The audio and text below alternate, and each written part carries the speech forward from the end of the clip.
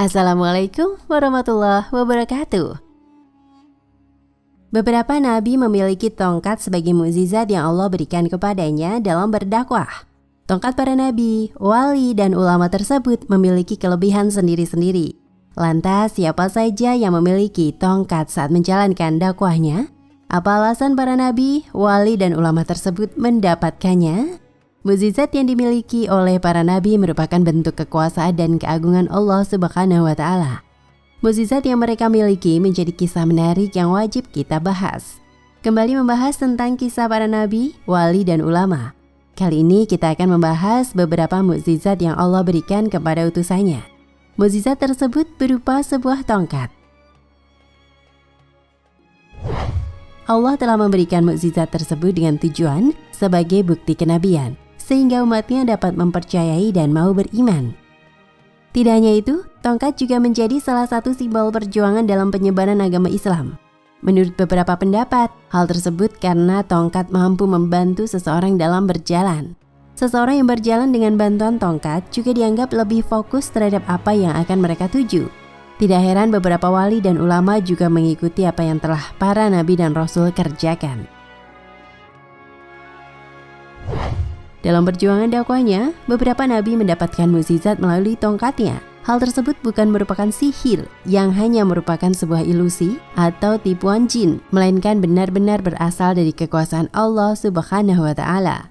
Siapa saja nabi yang memiliki tongkat? Banyak nabi yang telah Allah beri mukjizat dalam menjalankan dakwahnya. Beberapa di antara mereka ada yang Allah berikan tongkat. Tongkat tersebut Allah berikan sebagai lantaran untuk kelancaran dakwah para nabi. Dari tongkat-tongkat tersebut ada yang dapat berubah menjadi ular, ada yang dapat membelah laut, dan lain sebagainya. Tujuan Allah memberikan mukjizat tersebut agar umatnya mau percaya dan beriman.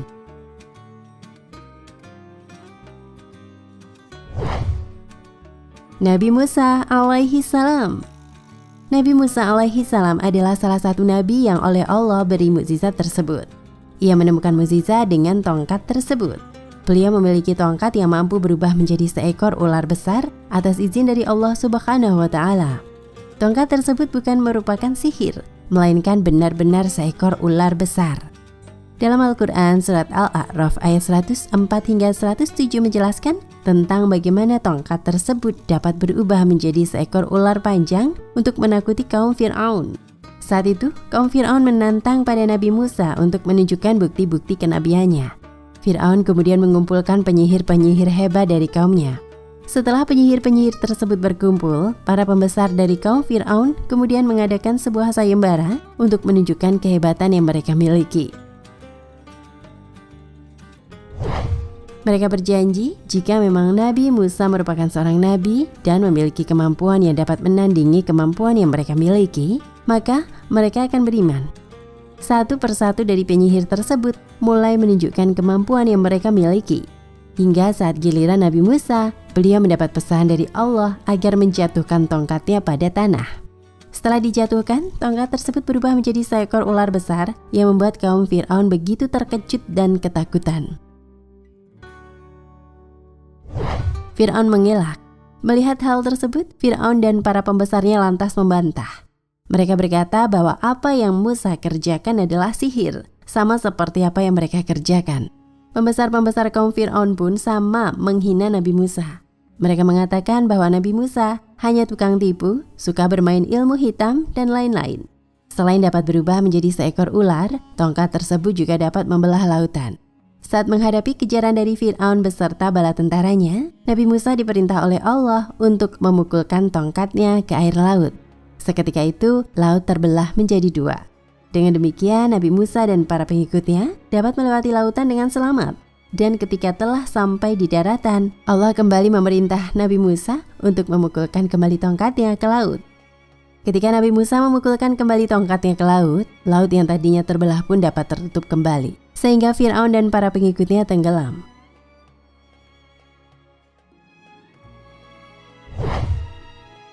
Nabi Muhammad Sallallahu Alaihi Wasallam. Allah juga memberi mukjizat berupa tongkat kepada Nabi Muhammad Sallallahu Alaihi Wasallam. Tongkat tersebut memiliki beberapa kisah yang tentu saja penuh dengan perjuangan. Salah satu kisah yang menarik adalah ketika terjadinya sebuah peperangan. Nabi Muhammad bersama salah satu sahabatnya menyusun sebuah strategi untuk mengalahkan musuh. Kala itu Nabi Muhammad dan Ibnu Unais hendak melakukan perjalanan jauh untuk melawan musuh. Dalam sepanjang perjalanan, Ibnu Unais terus berpikir cara untuk mengalahkan musuhnya tersebut, sambil sesekali menyusun siasat dan meminta pendapat para nabi. Dalam peperangan, Allah memberi kemenangan kepada Nabi Muhammad dan Ibnu Unais. Mereka berdua begitu bahagia dan bersyukur atas pertolongan Allah tersebut. Nabi Muhammad menghampiri Ibnu Unais sambil memberikan tongkat kesayangannya. Ibnu Unais begitu terkejut saat menerima pemberian dari Nabi tersebut. Tanpa berkata apa-apa, Nabi Muhammad lalu tersenyum dan meninggalkan Ibnu Unais yang masih kebingungan di tempat. Sesampainya di rumah, Ibnu Unais menceritakan hal tersebut kepada sahabatnya. Sahabatnya pun menyuruh Ibnu Unais untuk datang kepada Nabi dan bertanya maksud dari pemberiannya tersebut. Ibnu Unais lantas mendatangi Nabi dan bertanya apa maksud dari pemberiannya tersebut. Mendengar pertanyaan Ibnu Unais, Nabi tersenyum sambil berkata, "Tongkat itu kuberikan kepadamu, maka rawatlah dengan sebaik-baiknya." Mendengar jawaban dari Nabi, Ibnu Unais begitu girang dan bersemangat. Sebenarnya, maksud tongkat tersebut diberikan kepada Ibnu Unais adalah wujud senang dan syukur beliau atas kesungguhan Ibnu Unais dalam berusaha mengalahkan musuh.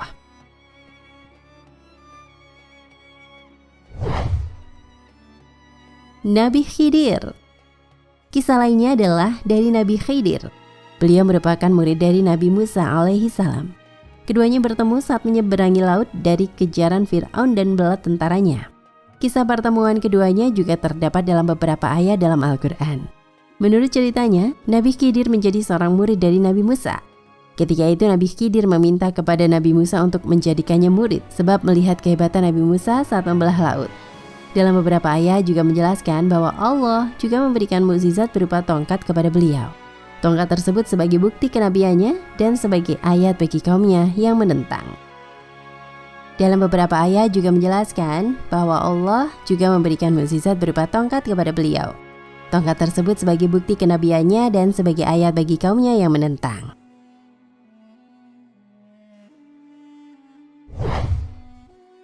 Kenapa para nabi memakai tongkat saat berdakwah? Kisah dari beberapa nabi telah Allah jelaskan di dalam Al-Quran dan Al-Hadis.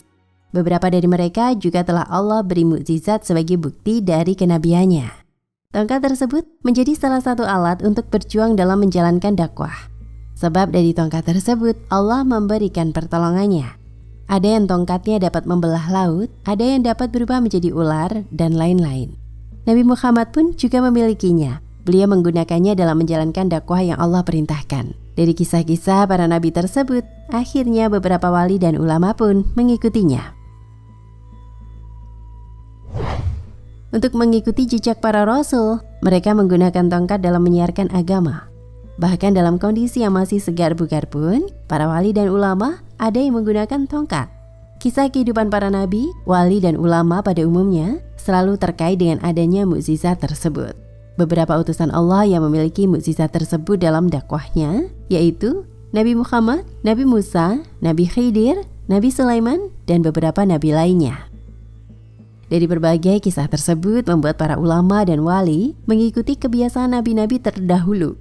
Tongkat menjadi salah satu lambang dalam melakukan dakwah. Dari kisah-kisah tersebut dapat kita ambil kesimpulan bahwa tongkat sendiri sebenarnya memiliki arti tersendiri bagi setiap ulama. Meskipun demikian, bukan itu yang menjadi intinya, melainkan apa yang akan mereka sampaikan. Selama apa yang mereka sampaikan dan sebarluaskan adalah kebenaran yang berdasarkan ajaran Allah dan Rasul, yaitu yang berdasarkan Al-Quran dan Al-Hadis, maka akan baik-baik saja. Ingat, jangan pernah menilai seseorang hanya dari penampilannya saja, sebab belum tentu apa yang kita lihat adalah apa yang sebenarnya terjadi. Bahkan, banyak saat ini kita jumpai orang-orang yang menyalahgunakan kekuasaannya demi kehidupan dunia. Mukjizat peninggalan para nabi tersebut hingga kini masih menjadi topik yang menarik. Banyak masyarakat yang penasaran untuk menyaksikan bentuk dari tongkat yang memiliki kesaktian tersebut. Setelah beratus-ratus tahun, keberadaan tongkat tersebut kini ada di beberapa negara dan keberadaannya dilindungi. Tongkat-tongkat tersebut tersimpan rapi di sebuah museum di beberapa negara. Tujuan tongkat-tongkat tersebut disimpan dan dilindungi adalah untuk mengenang perjuangan para nabi terdahulu dan sebagai sumber pengetahuan bagi manusia-manusia selanjutnya. Berikut beberapa gambar dari tongkat peninggalan tersebut yang berada di beberapa museum.